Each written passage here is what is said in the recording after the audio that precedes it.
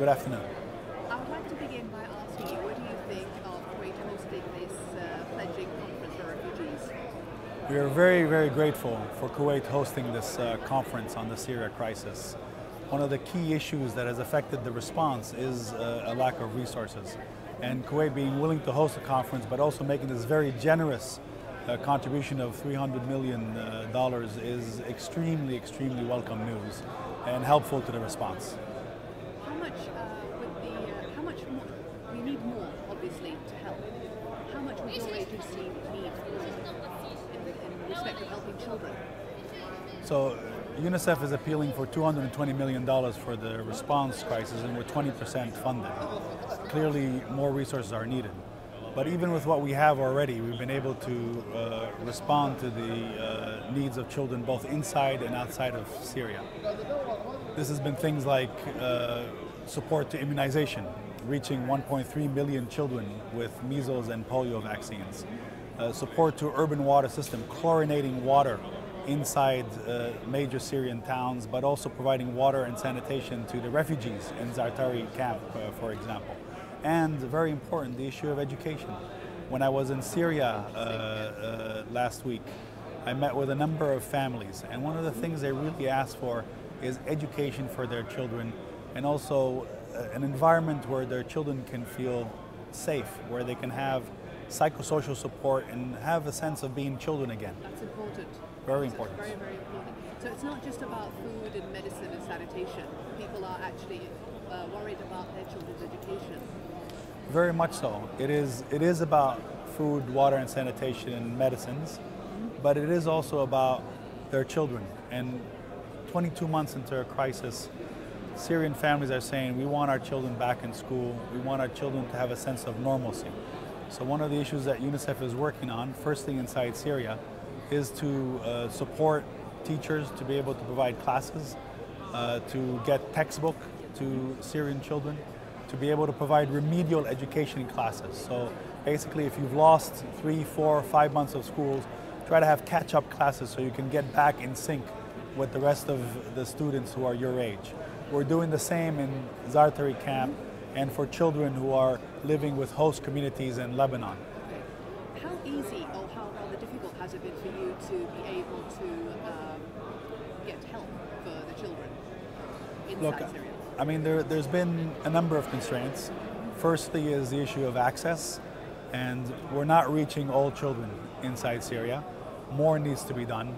We had a mission last week of UN emergency directors on which I was, and we were able in the city of Homs, for example, to negotiate between the governor, the government, and the opposition to cross line into the neighborhood of Talbisi. Yesterday I found out that UNICEF supplies have been able to get to that same neighborhood. Textbooks for children, clothing for the winter against the element, to guard against the element, again for children. And this is an example of a small incremental gain of access for children inside Syria. We need more of these cross-line missions to get to more children. The other constraint has been funding, which is why this conference hosted by Kuwait is so important, and why the generous contribution announced by the government of Kuwait is so important. The kind of support that is being provided, the $300 million announced, will very much go to support basic water and sanitation, basic education, psychosocial support for children, both inside Syria and outside the country. And those are the two critical issues that need to be addressed: access and funding. Of course, ultimately what you need is a political solution to the crisis. But in the interim, these are two issues that we're working on, and this conference will help a lot. Good. As time has been going by, we had reports yesterday that there were 12,000 Syrian refugees waiting at the border to cross into Jordan. They've got, I guess, the same issues in Lebanon, Turkey and Iraq. How can you help the children in 4 different countries, as well as Syria, which makes it 5? Firstly, we should thank the neighboring countries for having kept their borders open. Jordan, Lebanon, Turkey, Iraq, they're the heroes of this situation because they've kept their borders open for incoming refugees. What UNICEF is doing is supporting those countries with, firstly, some of the basics of water and sanitation systems.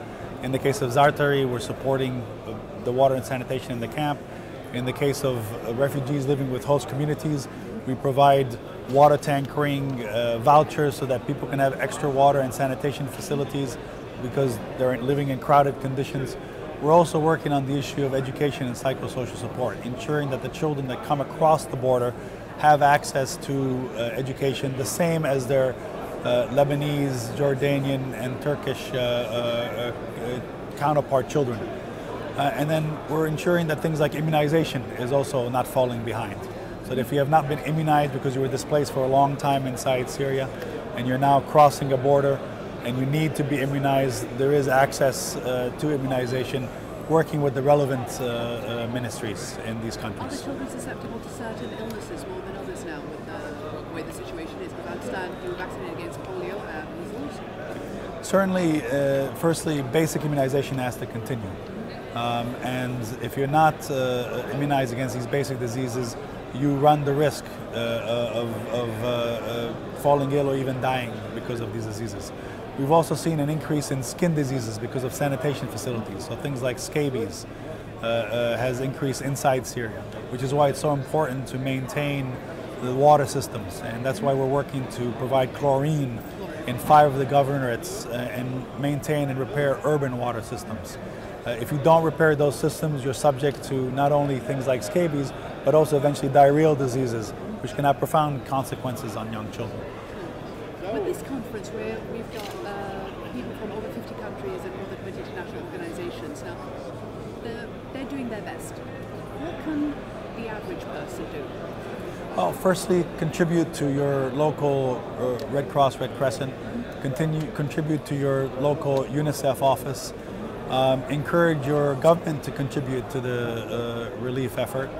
And more importantly, be conscious of the needs of the children inside Syria and the neighboring countries. And don't forget them. These are your children.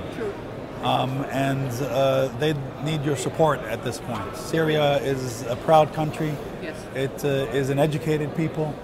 And what we're seeing is a terrible tragedy.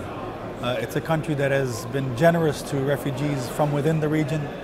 And now they need our help. And we need to make sure that we don't forget them.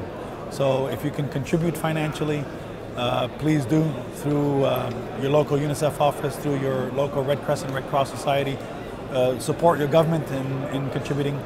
If you can volunteer in any way, please do as well.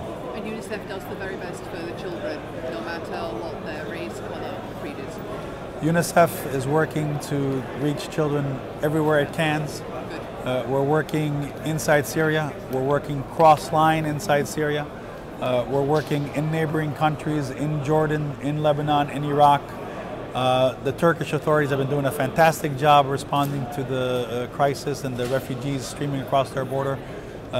When and if they require our support, we are ready to support in Turkey as well.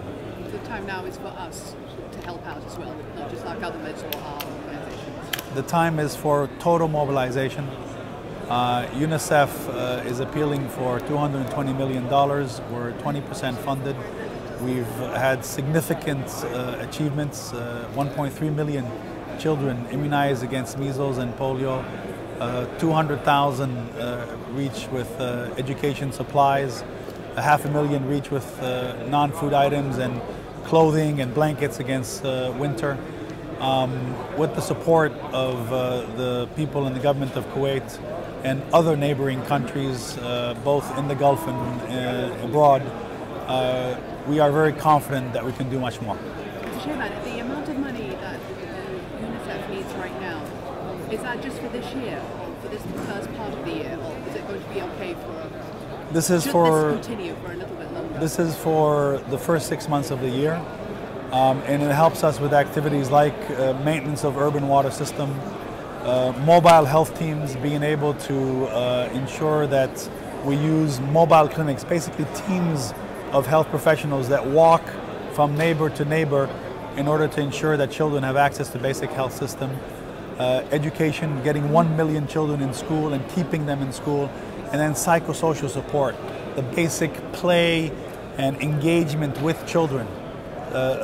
Basic community workers, psychologists who can sit down with children and help them talk about what they saw, talk about what they witnessed, the trauma that they're going through, and how to address it through basic play and interaction. It's a very simple but critical things. Let children be children again. All right. Thank you so much for your time, Mr. Thank Sheikh, you. and I appreciate you taking the time to speak to us from your busy schedule. Thank you very much.